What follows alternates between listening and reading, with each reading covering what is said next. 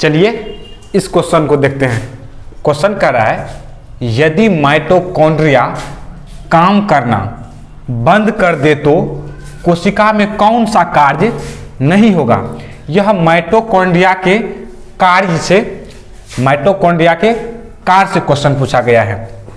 हमारे ऑप्शन है भोजन का अपकरण नहीं होगा, ऑप्शन बी है भोजन का पाचन नहीं होगा, ऑप्शन सी है भोजन का अवशोषण नहीं होगा और ऑप्शन डी है भोजन का ऑक्सीकरण नहीं होगा, है कि नहीं। यह जो क्वेश्चन है सेल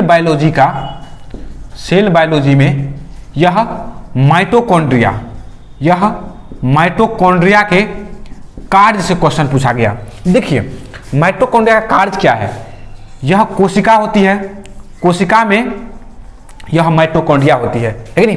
देखिए जो भी भोजन हमारे अंदर पहुंचता है, भोजन यानी ग्लूकोज C6H12O6 यह भोजन है, और जो भी ऑक्सीजन है हमारे शरीर में भोजन और ऑक्सीजन अंतिम रूप से कोशिका में ही पहुंचता है, और यहाँ पे रिएक्शन होती है, यहाँ पे अभिक्रिया होती है।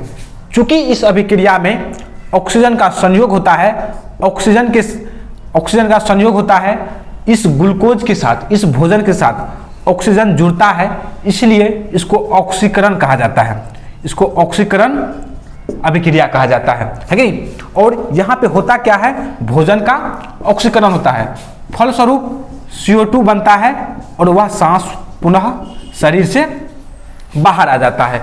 तो बिल्कुल अगर माइटोकॉन्ड्रिया कार्य करना बंद कर दे तो भोजन का ऑक्सीकरण नहीं हो पाएगा, क्योंकि भोजन का ऑक्सीकरण होता कहाँ पे है, कोशिका में ही होता है, और कोशिका के भाग माइटोकॉन्ड्रिया में होता है। अगला ऑप्शन देखिए भोजन का अपकरण, ये शरीर में कहीं भी भोजन का अपकरण नहीं होता है।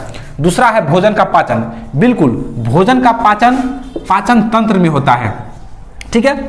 भोजन का अवशोषण, जब भोजन पच जाता है तो उसके बाद अवशोषण क्रिया होती है और उसके बाद ऑक्सीकरण क्रिया। तो ये क्रिया है कि नहीं, एक दूसरे के बाद होती है, पहले पाचन उसके बाद अवशोषण तब ऑक्सीकरण। तो बिल्कुल राइट ऑप्शन हो जाएगा हमारा डी, है कि नहीं। आपको कमेंट कर